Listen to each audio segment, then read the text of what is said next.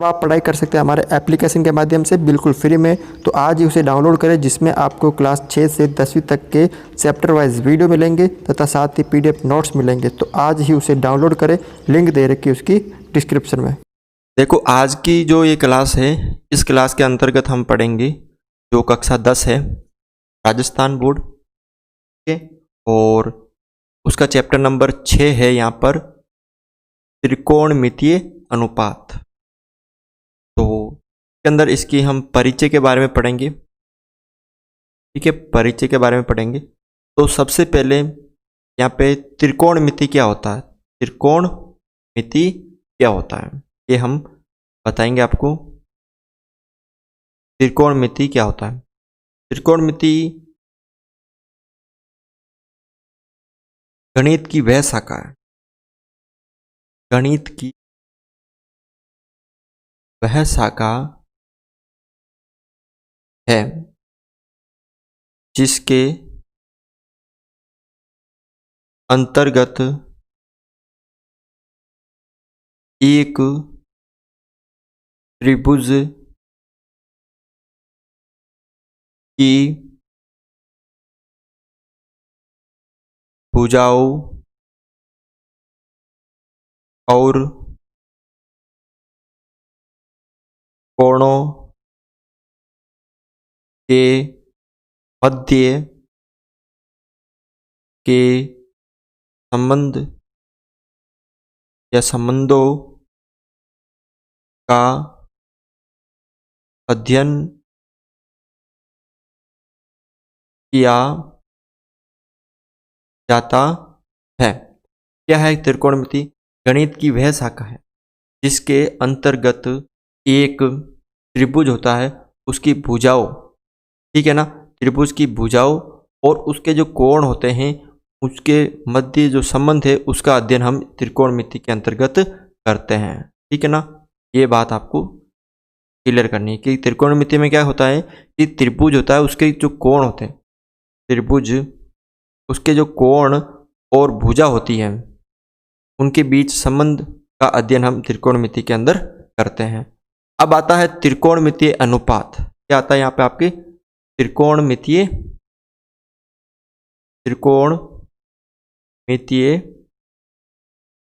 अनुपात।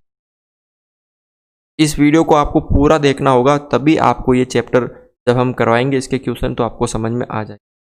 ठीक है, क्या दे रखा है? त्रिकोणमितीय अनुपात क्या होता है कि आपने देखा होगा एक समकोण त्रिभुज होता है, समकोण त्रिभुज, एक समकोण त्रिभुज, समकोण त्रिभुज में न्यून कोण क्या होता है? 0 से लेकर या 90 तक, 90 से कम, 0 डिग्री से लेकर 90 से कम वाले, ठीक है ना, वो सारे कोण क्या कहलाते हैं? न्यून कोण कहलाते हैं। उसके अंतर्गत 0, 30 डिग्री, 45, 60 और 90 के सापेक्ष भुजाओं के अनुपात, भुजाओं के अनुपात का अध्ययन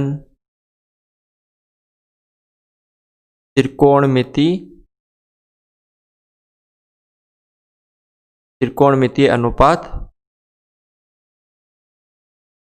कहलाता है। ठीक है, ये होता है त्रिकोणमितीय अनुपात। अब समकोण त्रिभुज कैसा होता है ये भी आपको पता होना जरूरी है। ठीक है, मैं इसको थोड़ा सा बता देता हूँ आपको समकोण त्रिभुज कैसा होता है। ठीक है, जैसे यहाँ पे देखिए समकोण त्रिभुज,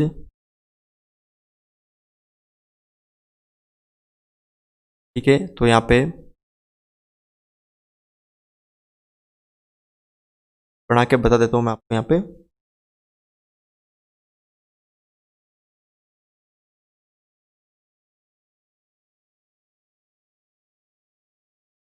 इस तरह का जो त्रिभुज होता है वो समकोण त्रिभुज होता है।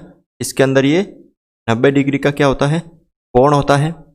उसके बाद ये जो भुजा होती है सबसे बड़ी वाली, इसे हम बोलते हैं कर्ण। क्या बोलते हैं इसको? हम कर्ण बोलते हैं। और ये जो भुजा होती है इसे हम बोलते हैं लंब, ठीक है। और ये जो भुजा होती है आधार, ठीक है। ये थोड़ा सा आपको ध्यान रखना है। अब समकोण त्रिभुज में क्या है कि दो भुजाओं के वर्गों का योग, का नियम क्या है समकोण त्रिभुज का, वो मैं आपको बता देता हूँ। नियम, वो नियम है कि दो भुजाओं के वर्गों का योग तीसरी भुजा के वर्ग के बराबर होता है। क्या है इसमें कि दो भुजाओं के वर्गों का जो योग है वो तीसरी भुजा के वर्गों का बराबर होता है। ये किसमें होता है? समकोण त्रिभुज में। जैसे आप यहाँ पे देख लीजिए, ये समकोण त्रिभुज है, ठीक है। ये समकोण त्रिभुज है, इसमें ये 90 डिग्री का कोण है और ये भुजा मान लीजिए है 5 सेंटीमीटर, ये 4 सेंटीमीटर और ये 3 सेंटीमीटर। तो इस नियम की, इस त्रिभुज का क्या नियम है कि दो भुजाओं के वर्गों का योग, यानी इन दो भुजाओं के वर्गों का योग इस तीसरी भुजा के वर्ग के बराबर होता है।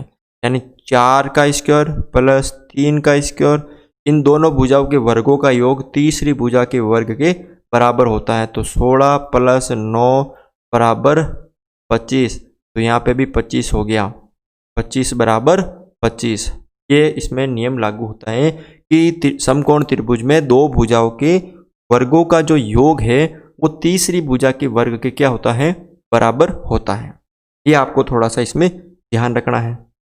अब हमें ये पता हो गया कि समकोण त्रिभुज में ये कौन सी भुजा होती है? कर्ण होती है, सबसे बड़ी भुजा होती है समकोण त्रिभुज में, ठीक है। ये होता है आपके आधार, ये होता है आपके लंब, ठीक है। आपने 9th कक्षा में लाल कक्का नामक मतलब एक सूत्र से लंब कर्ण के बारे में पढ़ा होगा, तो मैं वापस आपको यहाँ पे समझा देता हूँ।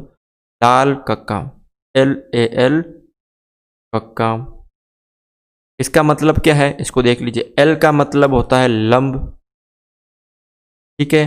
उसके बाद नीचे K का मतलब होता है कर्ण, के बाद आगे देखिए यहाँ पे A का मतलब होता है आधार, ठीक है। और वापस अगले K का मतलब वापस कर्ण, के बाद L का मतलब वापस लंब और A का मतलब आधार, ठीक है। अब ये जो मान होते हैं ये भुजाओं का अनुपात होता है।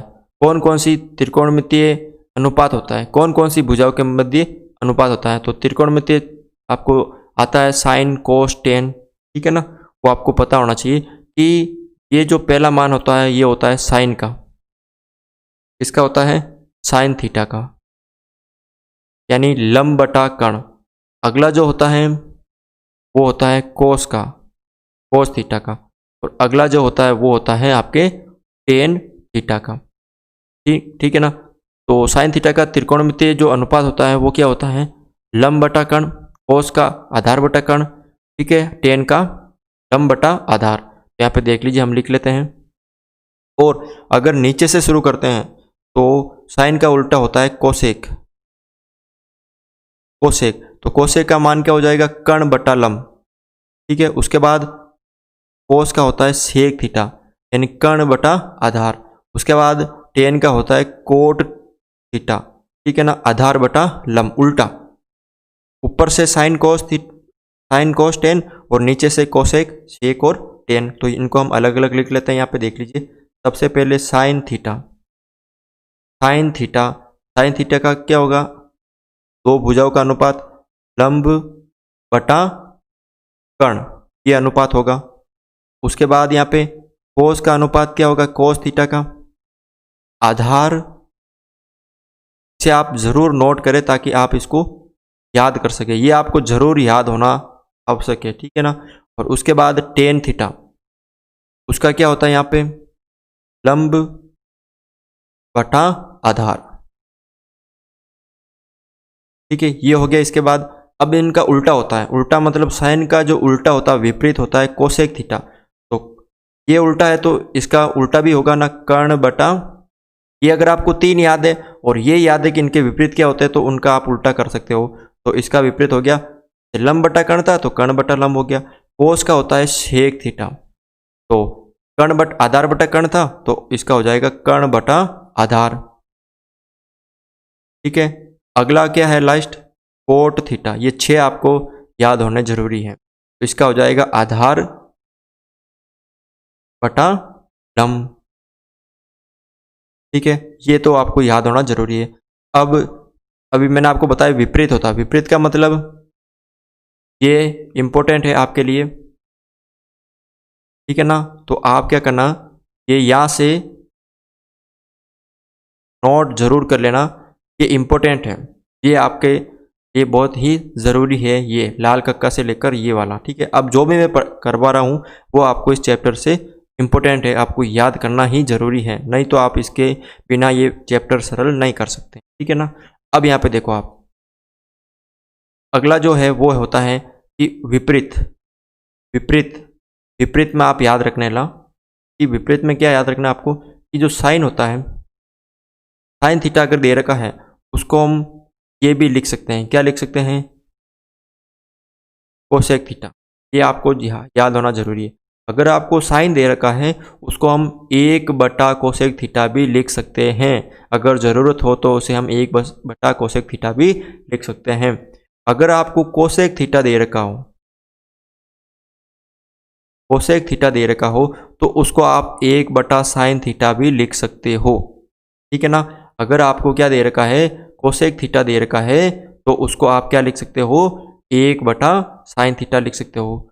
अगर आपको कोस थीटा दे रखा हो, क्या दे रखा हो, कोस थीटा, तो उसे आप 1 बटा सेक थीटा भी लिख सकते हो। अगर ज़रूरत हो कोस की जगह आप 1 बटा सेक थीटा भी लिख सकते हो। अगर आपको सेक थीटा दे रखा हो तो आप उसे 1 बटा कोस थीटा भी लिख सकते हो। ठीक है ना, ये सारे विपरीत होते हैं, ये एक दूसरे के विपरीत होते हैं। साइन का उल्टा कोसेक, कोसेक का उल्टा साइन, कोस का उल्टा सेक, सेक का उल्टा कोस।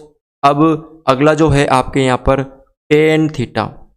अब टेन थीटा का विपरीत क्या होगा, 1 बटा कोट थीटा, और कोट थीटा का जो विपरीत वापस क्या होगा, 1 बटा टेन थीटा। ये भी आपको जरूरी याद होना आवश्यक है। ठीक है, अब हम बात करते हैं सर्वसमीका की, बात करते हैं हम यहाँ पे सर्वसमीका, सर्वसमीका की। ठीक है, तो वो भी आपको याद होनी जरूरी है। देखो यहाँ पे ये भी आपके लिए इम्पोर्टेंट है। ठीक है, कि ये आपको जरूरी याद होना चाहिए, क्योंकि आगे इसके बिना हम ये चैप्टर सरल नहीं कर सकते हैं। ये इनके विपरीत होते हैं, साइन का कोसेक, कोसेक का साइन, कोस का सेक, सेक का कोस, टेन का कोट, कोट का वापस टेन होता है। ठीक है ना, अब सर्वसमीका, तो सर्वसमीका में कुछ सूत्र है, देखिए यहाँ पे। पहले नंबर आपको याद करना है कि जहाँ टेन थीटा हो, ठीक है, उसकी जगह हम साइन थीटा बटा कोस थीटा भी लिख सकते हैं। ये याद होना जरूरी है कि जहाँ टेन थीटा है और हमें ज़रूरत है साइन और कोस की, तो वहाँ आप टेन थीटा की जगह साइन बटा कोस थीटा भी लिख सकते हो। दूसरा जो है वो है आपके यहाँ पर साइन, टेन का उल्टा क्या होता है, कोट होता है, जैसा कि हमने अभी ऊपर देखा। देखो यहाँ पे टेन का उल्टा क्या होता है, कोट होता है। तो यहाँ पे आप क्या कर सकते हो, कोट जो थीटा है, कोट थीटा है, अब कोट थीटा को भी क्या लिख सकते हो, टेन का उल्टा कोट होता है, तो इन दोनों का भी तो उल्टा कर दो आप, कोस थीटा बटा साइन थीटा, ये भी आप लिख सकते हो। या कोट थीटा है वह आप कोस बटा साइन थीटा भी लिख सकते हो। अब और सर्वसमीका आती है जो जरूरी है, कि अगर हम, ये सर्वसमीका है, ये आपको याद होनी जरूरी है, कि अगर हम साइन स्क्वायर थीटा कर देते हैं, मतलब साइन थीटा का जो स्क्वायर कर देते हैं, उसमें अगर हम कोस स्क्वायर थीटा जोड़ देते हैं, sine square theta plus cos square theta, उसका मान 1 प्राप्त होता है। आप एक, अगर इस चैप्टर में एक जहाँ अगर आपको sine square theta plus cos square theta की ज़रूरत है और आपको 1 दिख रहा है, तो 1 की जगह आप ये भी लिख सकते हो, और इसकी जगह आप sine square theta plus cos square theta की जगह आप 1 लिख सकते हो। इससे 2 सूत्र और बना देते हैं। अगर आपको साइन स्क्वायर थीटा की ज़रूरत हो, साइन स्क्वायर थीटा की ज़रूरत हो तो 1 कोस इधर आ जाएगा तो किसका हो जाएगा, माइनस का, तो कोस स्क्वायर थीटा। तो देखो एक सर्वसमीका और बन गई।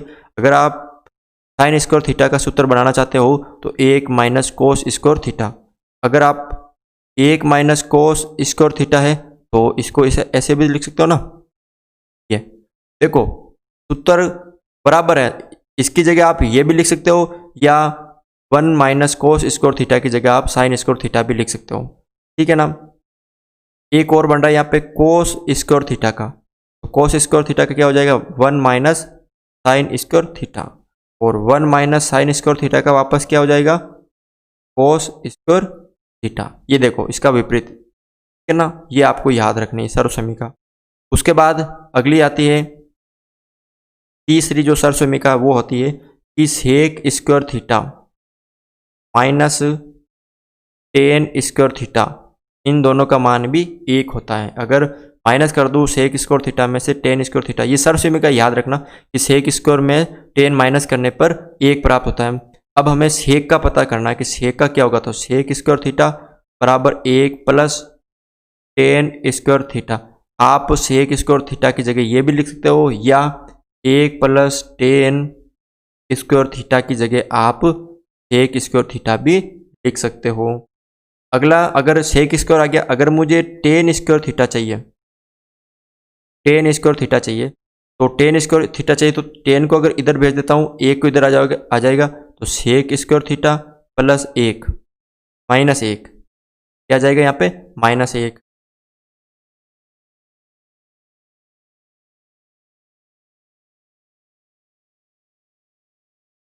यहाँ पे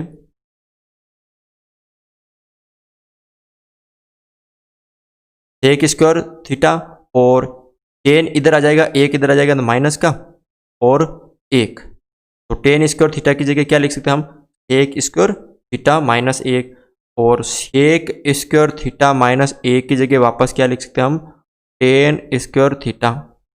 अब तीसरी जो सर्वसमीका है, तीसरी क्या चौथी, वो है कि अगर हम कोसेक स्क्वायर थीटा में से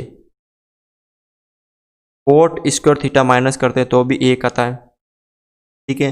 तो इसमें देखो सर्वसमीका वापस वही बनेगी कि कोसेक स्क्वायर थीटा का मान क्या होगा कि 1 प्लस कोट स्क्वायर थीटा, इसको हम ऐसे भी लिख सकते हैं 1 प्लस कोट स्क्वायर थीटा बराबर कोसेक स्क्वायर थीटा। अगला देखो यहाँ पे, अगर हमें कोट स्क्वायर थीटा चाहिए तो कोसेक स्क्वायर थीटा माइनस 1, यानी कोसेक स्क्वायर थीटा माइनस 1 बराबर कोट स्क्वायर थीटा। ये आपको इतनी जो सर्वसमीका है वो याद होनी जरूरी है, तो आप इनको एक नोटबुक में नोट कर लीजिएगा।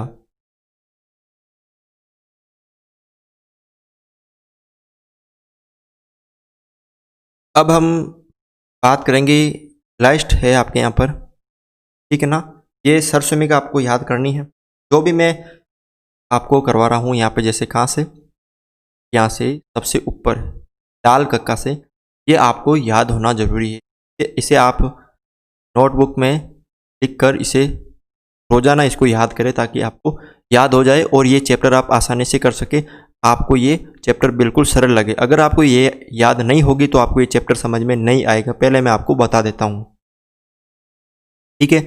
अब देखो एक सारणी है, टेबल, ठीक है ना। कोण का जो मान है वो मैं आपको याद करवा देता हूँ, ठीक है ना। तो जो आपके यहाँ पर एक तो साइन थीटा, उसके बाद कोस थीटा, फिर टेन थीटा, ये 3 मान है। पहले तो हम इनके मान निकालते हैं।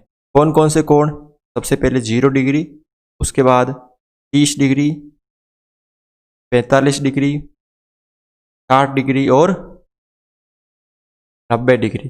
ये आपको 5 कोण के मान याद होने चाहिए। साइन के भी 5 कोण, टेन के भी 5 कोण और कोस के भी 5 कोण, यानी साइन के 0 degree, sine 30 degree, sine 45 degree, यानी थीटा की जगह जो कोण है वो कितने डिग्री का है वो मान हमें। तो आपको सबसे पहले एक मान तो याद होना जरूरी है। तो देखो कैसे निकालते हैं, सबसे पहले साइन का बता रहा हूँ मैं आपको, ठीक है ना।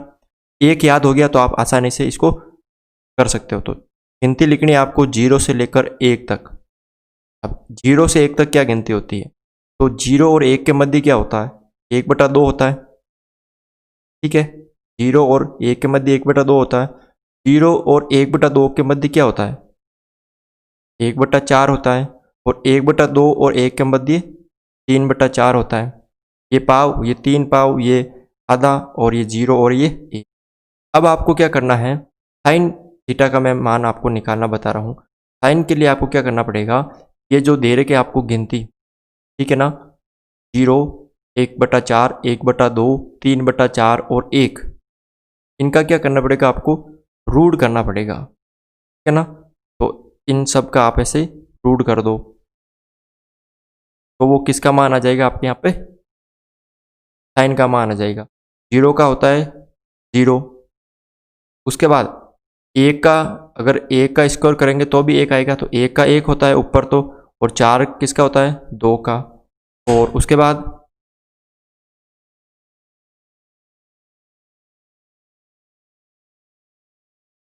अब अगला देखो आप यहाँ पे क्या करना है, 45 का, देखा 45 डिग्री का।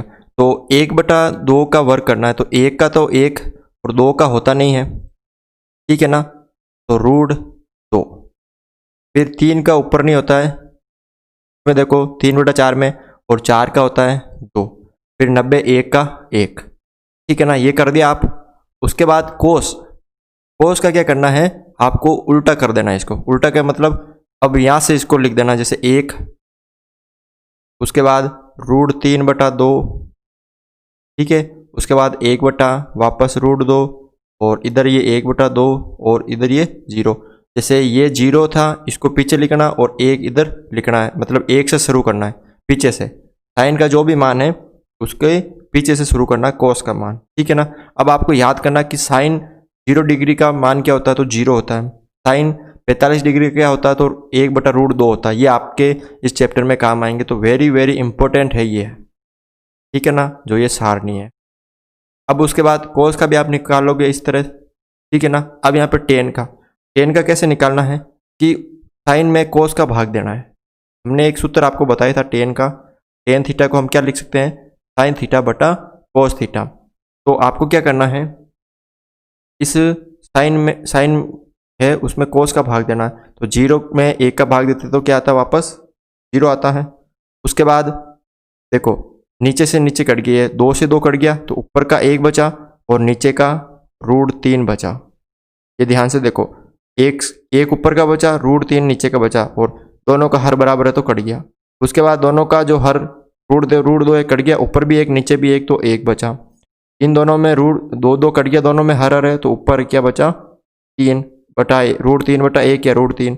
और 0 का भाग हम किसी में देते हैं तो ये अपरिभाषित है, ठीक है ना। अब किसका लिखना आपको यहाँ पे, ठीक है। अब हम लिखते हैं कोट का, कोट थीटा। अब देखो हमने आपको बताया था कि टेन का उल्टा क्या होता है, कोट होता है। तो अब आपको इनका उल्टा लिखना है, ठीक है। क्या लिखना है, इनका उल्टा लिखना है। यानी टेन का उल्टा कोट, तो 0 का उल्टा क्या होगा, 0 का अपरिभाषित होगा, ठीक है। 1/√3 का √3/1 या √3, 1 का उल्टा 1 ही होता है। √3 का उल्टा, तो इसका हर 1 मान लिया, तो 1/√3। इसका हर नहीं है तो इसका हर मैंने 1 मान लिया, 1/√3। और ये वापस यहाँ पे क्या आ गया, अपरिभाषित है, ठीक है ना। तो इसका उल्टा क्या होगा यहाँ पे आपके, 0, ठीक है ना। ये आपको करना है।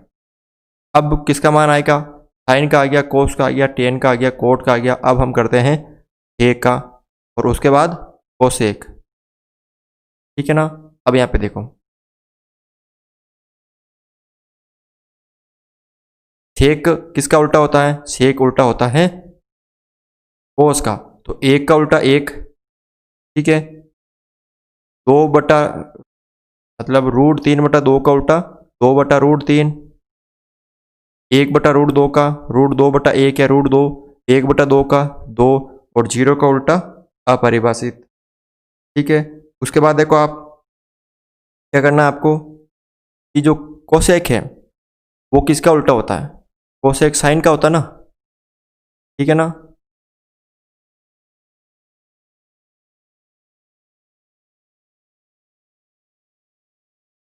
तो कोसेक किसका उल्टा होता है? साइन का उल्टा होता है। ठीक है, तो यहाँ पे देखो ये कोसेक साइन का उल्टा होता है, तो साइन का 0 का उल्टा अपरिभाषित, 1/2 का उल्टा 2/1 या 2, 1/√2 का उल्टा साइन देखना आपको, साइन 45 1/√2 है, तो कोसेक इसका उल्टा हो जाएगा √2/1 या √2, √3/2 तो 2/√3 और 1 का उल्टा 1। ठीक है ना, ये आपको यहाँ पे याद करना है। ठीक है ना, तो यहाँ पे देख सकते हो आप। ठीक है, तो साइन का उल्टा कोसेक होता है, कोस का उल्टा सेक होता है, टेन का उल्टा कोट होता है। तो सबसे पहले आपको साइन का निकालना है, 0 से 1 तक गिनती लिखनी है, उनके फिर वर्गमूल करना है, फिर साइन, फिर वापस कोस। ठीक है, आप ऐसे भी कर सकते हो, देखो साइन का निकाल लिया, फिर हमने कोस का निकालने के लिए उनको 1 से शुरू कर दिया, फिर टेन का कैसे निकालोगे? इन दोनों का भाग दोगे, यानी साइन और कोस का भाग देके निकालोगे, और इसको वापस आप उल्टा भी लिख सकते हो। देखो ये दोनों, ये 1 से शुरू हो रहा आगे और ये अन 0 से, अब इसको हमने वापस उल्टा लिख दिया। ये वाला टेन और कोट को उल्टा भी लिख सकते हो, देखो 00 ये अपरिभाषित है, 00 नहीं अपरिभाषित। ठीक है, और उसके बाद यहाँ पर √3 और 1/√3 0, और इन दोनों को भी आप लिख सकते हो, इनको भी आप लिख सकते हो। ठीक है ना, अब इस तरह से आप ये याद कर सकते हो। ठीक है, तो ये सारणी के जो मान है आपको याद होने जरूरी है। ठीक है, ये सारणी आपके पूरे चैप्टर में ही काम आएगी। आज के लिए बस इतना ही था। अगर आपको ये वीडियो अच्छा लगा तो हमारे इस चैनल को सब्सक्राइब करें, वीडियो को लाइक करें